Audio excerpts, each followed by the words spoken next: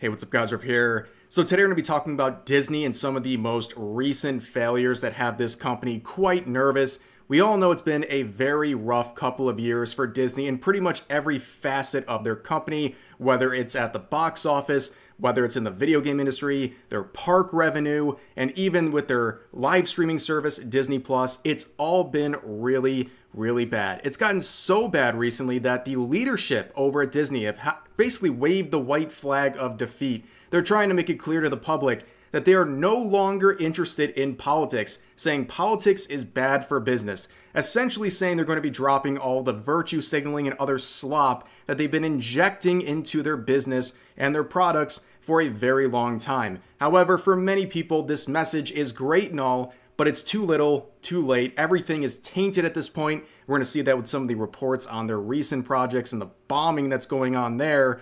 But yeah, you know, for many years, people were kind of putting up with the virtue signaling. It turned a lot of people off. And eventually, it made so many people annoyed with Disney that they couldn't sell their live action slop. You know, their bi-monthly live action slop. When people are just not happy with Disney, they're not going to tune in for that garbage or anything else going on, whether it's the balloon budgets of their Disney Plus shows that nobody cares about in the first place. They just can't reel people in like they used to, and now they're basically, like I said, waving the white flag of defeat and saying, please come back, we'll stop all this virtue signaling that we mistakenly thought was good for business.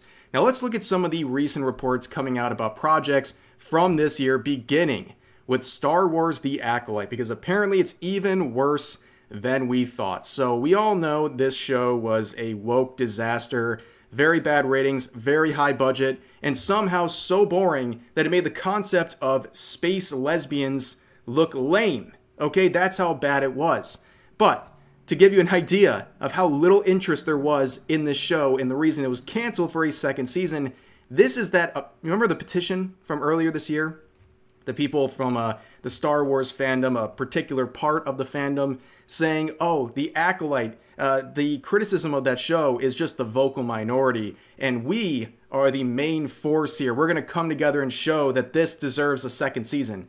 Well, right now, months and months after the cancellation of The Acolyte, it's sitting at 82,000 signatures. Okay, to give you an idea, that Hoyoverse boycott petition had well over 100,000 signatures. A bunch of Zoomers on Twitter were able to mobilize better than Acolyte fans, and that is pretty pathetic. But looking now at some of the reflection upon this series, you can see right here this headline from that Park Place.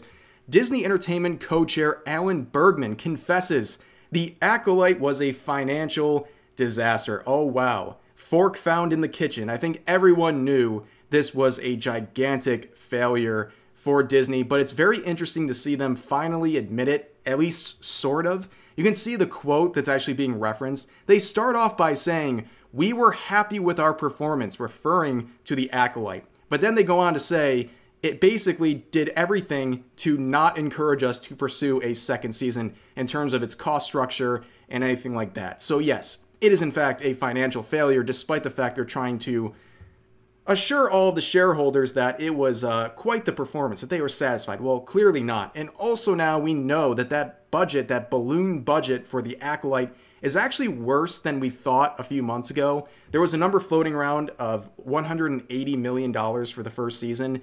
Well, it turns out it's actually higher than that, approximately 231 million US dollars.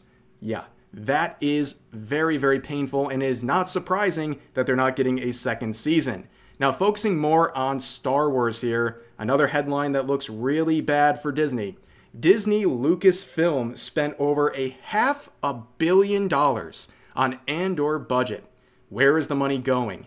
Yes, that is an alarming level of budget for 2 seasons of a live streaming show. Like, what are they doing? Where is this money going? How would they ever think it'd be possible to make a profit on something like this? In fact, the second season that's in production for Andor, it's got a budget of nearly $300 million alone. How on earth will they turn a profit on this series, especially in the second season, especially when the first season didn't do that well? It had 674 million minutes watched on Disney Plus, which, by the way, is about a few hundred million, like 200 million more minutes watched than The Acolyte, to give you an idea that this was not a huge success in season 1. And now they rewarded that with a $300 million budget and growing for the second season.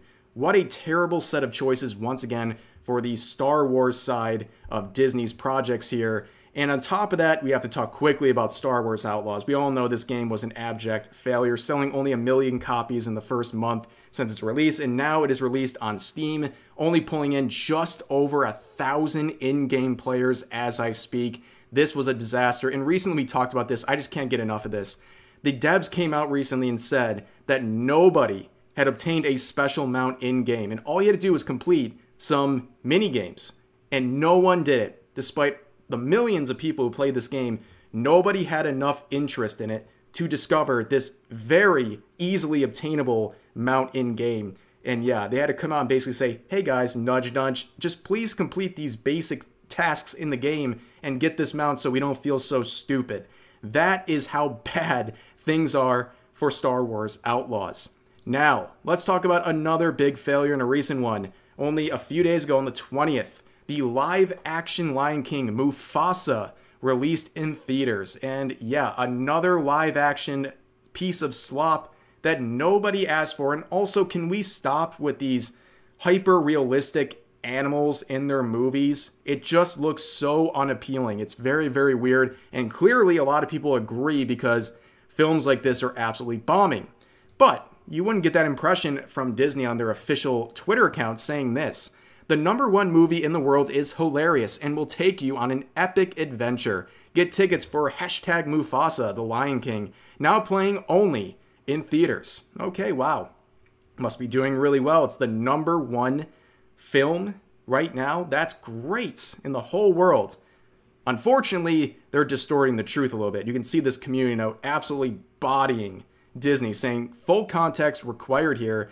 For domestic box office, Sonic the Hedgehog 3 claimed the #1 spot for December 20th through the 22nd, that weekend of course, and it's only in the international box office that Mufasa took #1. And even that you take with a grain of salt because Sonic 3 hadn't opened in all international markets yet at that point. So Disney was being very sneaky with their wording, trying to make it seem like Mufasa was the #1 film in the world when it was only beating out Sonic 3 because Sonic 3 just hadn't opened in all the international markets yet. But domestically, you can see the numbers here from the 20th to the 22nd, that opening weekend.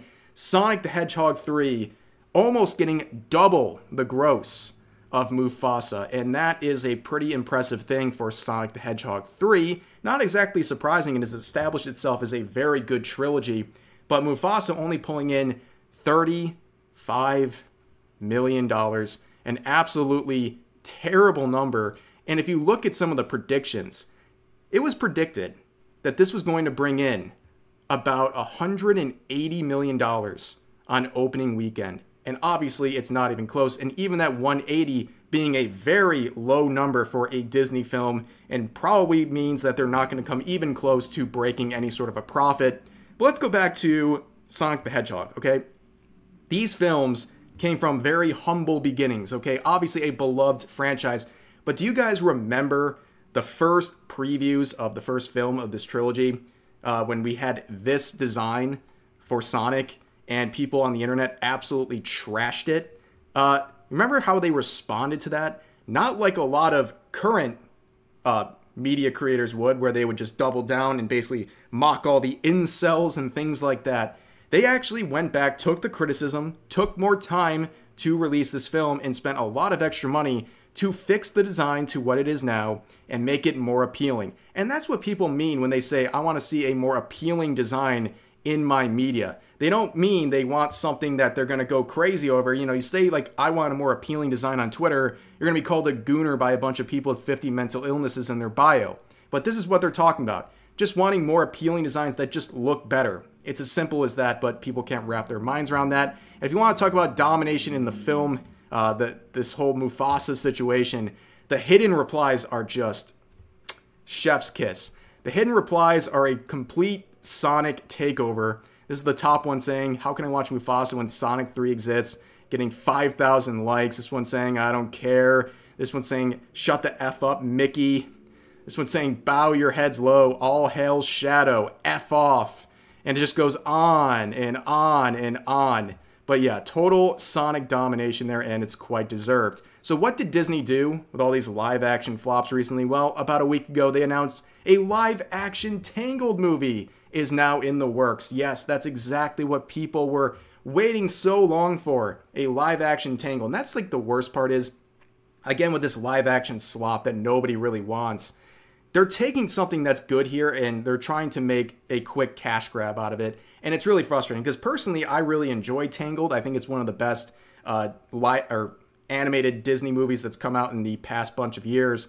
And now they're taking it and making a soulless cash grab. It's like a Joker 2 situation, and it's just annoying to see. It feels like they're just not learning their lesson. And like I said, when your reputation's not in a good place when it comes to your company, nobody's going to bite on these live-action slops anymore. They were already pretty hard to sell in the first place, but when people are frustrated with your company, yeah, they're not going to check this out. They're not going to give it a chance. They're going to have a much more jaded attitude towards it before they even consider giving it a chance at the actual movie theater.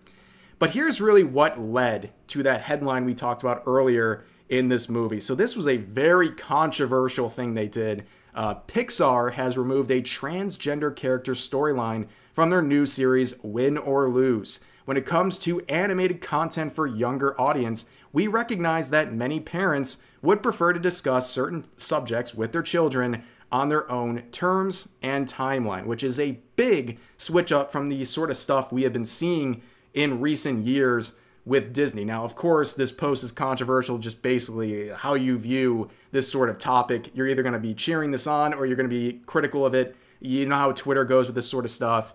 But yeah, this shows a great switch up for Disney, something that's very different than what they've been doing. And now, of course, we have that initial headline from the Los Angeles Times with the headline here, "Politics is bad for business, why Disney's Bob Iger is trying to avoid hot buttons," which, yeah, especially when it comes to kids' films, I think that's a weird thing to do in the first place. And like, why are you trying to put hot button social issues and things like that into movies that are supposed to be directed towards kids? It just doesn't seem very smart. It's not certainly going to appeal to the kids who have probably no idea what's going on with these hot button issues. And then you're just going to piss off the adults who are considering watching this or bringing their kids to the movie theater to watch these things. But yeah, it's been a very weird change up.